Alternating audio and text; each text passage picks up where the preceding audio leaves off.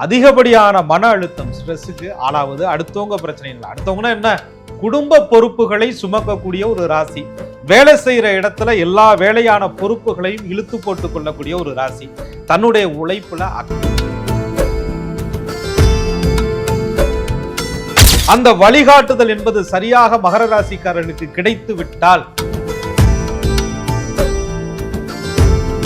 எதை சுமக்கணும், எதை இறக்கி வைக்கணும், எந்த பாரத்தை ஏத்துக்கணும், எந்த பாரத்தை அங்கனையே கை கழுவணும் அப்படிங்கிற விஷயத்தை அந்த சரியான பாதையை கொடுத்துட்டா, முயற்சியும் சேர்ந்தால் திறமையும் சேர்ந்தால், முயற்சியும் திறமையும் இருக்கக்கூடிய மகர ராசிக்காரர்களுக்கு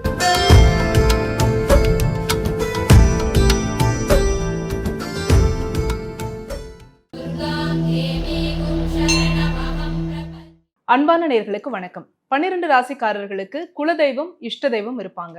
ஒவ்வொரு ராசிக்காரர்களுக்கும் முருகப்பெருமானுக்கும் இருக்கக்கூடிய தொடர்பு என்ன அப்படிங்கறத நம்ம தொடர்ச்சியா பேசிட்டு இருக்கோம் இல்லையா? இந்த எபிசோட்ல மகர ராசிக்காரர்களுக்கும் முருகப்பெருமானுக்கும் இருக்கக்கூடிய தொடர்பு என்ன, முருகப்பெருமானுடைய ஆறுபடை வீடுல மகர ராசிக்காரர் செல்ல வேண்டிய ஆறுபடை வீடு எது அப்படிங்கறத நம்ம தெரிஞ்சுக்க போறோம். புலிப்பாணி சித்தர் வழி ஜோதிடர் திரு கோகுலக்கண்ணன் அவர்கள் கிட்ட இது சார்ந்து நம்ம பேசலாம். வாங்க. வணக்கம் சார். வணக்கம். குரு வாழ்க, குருவே துணை. மகர ராசிக்காரர்களுக்கும் முருகப்பெருமானுக்கும் இருக்கக்கூடிய தொடர்பு என்ன சார்? பொதுவாங்க எந்த ராசிக்காரர்களாக இருந்தாலும் முருகப்பெருமானுக்கு தொடர்பு உண்டு. ஒருவருக்கு இஷ்ட தெய்வம் இருக்கும், குல தெய்வங்கள். முதல்ல குலதெய்வத்தை கும்பிட்டுட்டு இஷ்ட தெய்வத்தை கும்பிட்டுட்டு எதையும் ஆரம்பிப்பாங்க. ஆனா முருகப்பெருமானுடைய அம்சம் என்பது 12 ராசிகளுக்குள்ள, 27 நட்சத்திரங்களுக்குள்ள, திதிகளுக்குள்ள, யோகங்களுக்குள்ள, கரணங்களுக்குள்ள, பஞ்ச பூதங்களுக்குள்ள முருகப்பெருமானுடைய அம்சங்கிறது அடங்கி இருக்கு. முருகனுக்குள்ள அத்தனையும் அடக்கமாக இருக்கு. தமிழ் கடவுளுக்குள்ள இத்தனை விஷயங்களும் இருக்குன்னு சித்தர்கள், ஞானிகள் சொல்றாங்க. மகர ராசிக்காரர்களுக்கு முருகனுடைய அருள் ஏன் தேவை அப்படின்னா, இவருடைய ராசிநாதன் என்பவர் சனி பகவானா வர்றாரு. சனி பகவான் உழைப்பு அதிகமா கொடுப்பார். மகர ராசிக்காரர்களை பொறுத்தவரை உழைப்பை விரும்பி ஏற்றுக்கொள்ளக்கூடிய ஒரு ராசியாக இருப்பாங்க. அதிகப்படியா உழைச்சிக்கிட்டே இருப்பாங்க. மெதுவா அப்படியே அவங்க ஒவ்வொரு விஷயமா ஸ்ட்ராங்கா பில்ட் பண்ணிக்கிட்டே இருப்பாங்க. ஆனா வளர்ச்சி அப்படின்னு பார்க்கும் பொழுது அந்த வளர்ச்சி என்பது மெதுவான ஒரு வளர்ச்சியாக மகர ராசிக்காரர்களுக்கு இருக்கும். ஏன்னு சொன்னா, மகர ராசிக்காரர்களுக்கு ராசிநாதன் சொல்லக்கூடிய சனி பகவானும் செவ்வாயும் யுத்தப்படும் பொழுது இவங்களுடைய முயற்சி என்பது தடையாகும். உண்மையாக தொடர்ச்சியாக தொடர்ந்து முயற்சி செய்யக்கூடிய மகர ராசிக்காரர்களுக்கு அவங்க முயற்சிக்கு தகுந்த வழியை முருகன் நிச்சயமாக காட்டுவார். முயற்சி செய்பவர்களை முருகன் ஒருபோதும் கைவிட மாட்டார். மகர ராசிக்காரர்களுடைய முயற்சிக்கு முருகனுடைய அருள் நிச்சயமா தேவை. அதுலயும் ஆறுபடை வீடு அப்படின்னா என்ன சாதாரணமா? முருகப்பெருமானை நம்பினோர் ஒருபோதும் கைவிடப்படார் அப்படின்னு சொல்லுவாங்க. ஆறுபடை வீட்டுல மகர ராசிக்காரர்களுக்குன்னே உகந்த ஒரு படை வீடு இருக்கு. அந்த படை வீட்டு முருகனுக்கு அவர்களுக்கே உகந்த நாள் நட்சத்திரத்தின்படி மகர ராசிக்காரவங்க போனாங்கன்னா அவங்க வாழ்க்கையில மிகப்பெரிய ஒரு வளர்ச்சி, மாற்றங்கள் வரும். மகரத்தை பொறுத்தவரை உழைப்பு மட்டும் போதாது, அவங்க உன்னதம் அடைவதற்கும் முருகனுடைய அருள் தேவை. மகர ராசிக்காரங்க உழைச்சிக்கிட்டே இருப்பாங்க. ஆனா அவங்கள்ட்ட மறைமுகமான ஒரு பிரச்சனை இருக்கு. அந்த பிரச்சனை நீங்கணும்னா, அந்த ஹிடன் ப்ராப்ளம் மறையணும்னா முருகனுடைய அருள் மகரத்திற்கு நிச்சயமா தேவை. மகர ராசிக்கு உங்க வாழ்க்கையில ஒரு ஹிடன் ப்ராப்ளம் இருக்கும் அப்படின்னு சொல்லியிருக்கீங்க. அந்த மறைமுக பிரச்சனை என்ன சார்? மகர ராசிக்காரர்களை பொறுத்தவரை என்ன மறைமுகம் என்ன, வெளிப்படையாவே சொல்லிடுவோமே, அதிகப்படியான சுமைகளை ஏற்றுக்கொள்வது. நீங்க கல்லு மேல கூடங்க அதிகப்படியா சுமைகளை ஏத்துனீங்கன்னா ஒரு நாள் உடைஞ்சிரும். மகர ராசிக்காரர்களை பொறுத்தவரை எல்லோருடைய பிரச்சனையும் தன்னுடைய தோள் மேல ஏத்திக்கிட்டு தனக்கான நேரத்தை குறைத்து கொள்வது, அதிகப்படியான மன அழுத்தம், ஸ்ட்ரெஸ்ஸுக்கு ஆளாவது அடுத்தவங்க பிரச்சனை இல்லை. அடுத்தவங்கன்னா என்ன, குடும்ப பொறுப்புகளை சுமக்கக்கூடிய ஒரு ராசி, வேலை செய்யற இடத்துல எல்லா வேலையான பொறுப்புகளையும் இழுத்து போட்டு கொள்ளக்கூடிய ஒரு ராசி, தன்னுடைய உழைப்புல அக்கறை இருக்கக்கூடிய ஒரு ராசி, அதிகமா இழுத்து ஆபத்தை தேடிக்கொள்ளக்கூடிய ஒரு ராசி.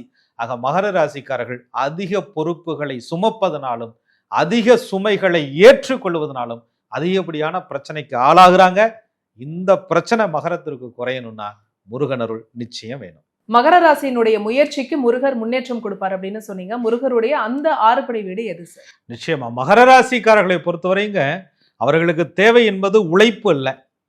நீங்க சொன்ன மாதிரி அந்த உழைப்புக்கான முன்னேற்றம் தேவை. அவர்களுக்கு உள்ளார்ந்த ஒரு வழிகாட்டி தேவை. மகர ராசிக்காரர்களுக்கு அந்த இன்னர் கைடன்ஸ் சொல்லுவாங்கல்ல, அது மட்டும் மகர ராசிக்காரர்களுக்கு கிடைச்சிருச்சுன்னு சொன்னா, அந்த வழிகாட்டுதல் என்பது சரியாக மகர ராசிக்காரர்களுக்கு கிடைத்து விட்டால் அவங்களுடைய வாழ்க்கையில மிகப்பெரிய ஒரு வெற்றி. அப்படிப்பட்ட ஆறுபடை வீட்டில் அற்புதமாக முருகப்பெருமான் இருக்கக்கூடிய சுவாமி மலை மகர ராசிக்காரர்களுடைய ஆறுபடை வீட்டுல அவர்கள் வழிபட வேண்டிய முக்கியமான ஸ்தலம். மகர ராசிக்காரர்கள் சென்று வழிபட வேண்டிய முருகப்பெருமானுடைய ஆறுபடை வீடு சுவாமிமலை அப்படின்னு சொல்லியிருக்கீங்க. சுவாமிமலை ஏன் சொன்னீங்க சார்? சுவாமிமலை என்ன சாதாரண ஸ்தலமா? பிரம்மாவிற்கே பாடம் கற்றுக் கொடுத்த ஸ்தலம். மகர ராசிக்காரர்களை பொறுத்தவரையும் அதிகப்படியா உழைக்கிறாங்க, ஆனா சரியான டைரக்ஷன் இல்லை. நீங்க அதிகமா உழைத்தாலும் கூட சரியான திசையில் உங்களை கொண்டு செல்வதற்கான வழிகாட்டி இல்லை.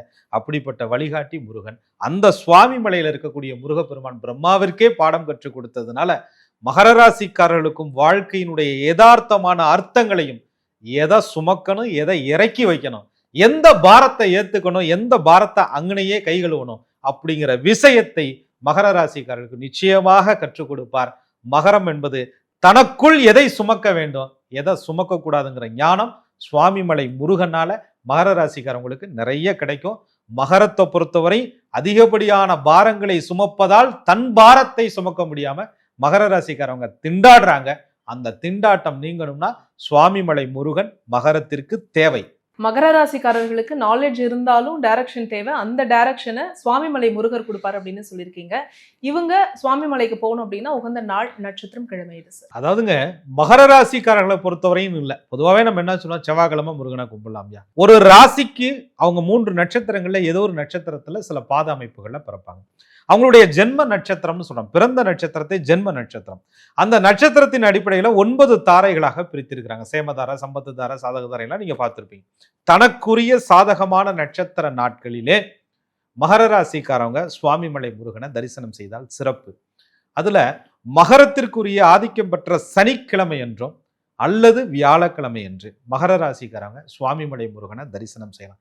அங்கே போய் சும்மாவா வழிபாடு செய்யணும்? முருகப்பெருமானிடத்திலே போகும் பொழுது அவங்க நெய் தீபம் ஏற்றி, கிட்டத்தட்ட மகர ராசிக்காரர்கள் 8 நெய் தீபம் முருகப்பெருமானுக்கு ஏற்றி, என் முயற்சிக்கு தகுந்த பலன்தா முருகா அப்படின்னு சொல்லி வழிபாடு செய்யணும். ஏன்னு சொன்னா மகர ராசிக்காரர்கள் உழைக்க தெரிந்தவர்கள், ஆனால் சரியான பாதையில் உழைக்க தெரியாதவர்கள். அந்த சரியான பாதையை கொடுத்துட்டா முயற்சியும் சேர்ந்தால் திறமையும் சேர்ந்தால், முயற்சியும் திறமையும் இருக்கக்கூடிய மகர ராசிக்காரர்களுக்கு சரியான டைரக்ஷனும் சேர்ந்தால், சரியான வழியும் கிடைத்தால், அவங்க வாழ்க்கையில வழி என்பது, துடிப்பு என்பது அவங்களுக்கு நிச்சயமா இருக்கவே இருக்காது.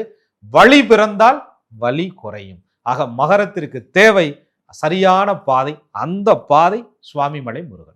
மகர ராசியினுடைய உழைப்பு சிகரமாகணும்னா நீங்க சொன்ன மாதிரியே சுவாமிமலை சென்று வழிபட்டு இவங்களுடைய வாழ்க்கை சிறக்கட்டும் சார். மிக்க நன்றி. மிக்க நன்றி. குரு வாழ்க, குருவே துணை. என்ன நேயர்களே, மகர ராசியில பிறந்த நீங்க உங்களுக்கான முருகப்பெருமானுடைய ஆறுபடை வீடு சுவாமிமலை அப்படிங்கிற விஷயத்தை இந்த எபிசோட்ல நீங்க கேட்டு தெரிஞ்சுட்டு இருந்திருப்பீங்க. இதே மாதிரி ஒவ்வொரு ராசிக்காரர்களுக்கும் முருகப்பெருமானுக்கும் இருக்கக்கூடிய தொடர்பு என்ன, நீங்க செல்ல வேண்டிய முருகப்பெருமானுடைய ஆறுபடை வீடு எது அப்படிங்கிறதையும் நம்ம பேசிட்டு இருக்கோம். இது எல்லாமே உங்களுடைய யூடியூப் நோட்டிபிகேஷன்ல ஆட்டோமேட்டிக்கா வரணும் அப்படின்னா நீங்க செய்ய வேண்டியது ஆஸ்ட்ராலஜர் கோகுல கண்ணன் யூடியூப் சேனலை உடனடியாக சப்ஸ்கிரைப் பண்ணிக்கோங்க.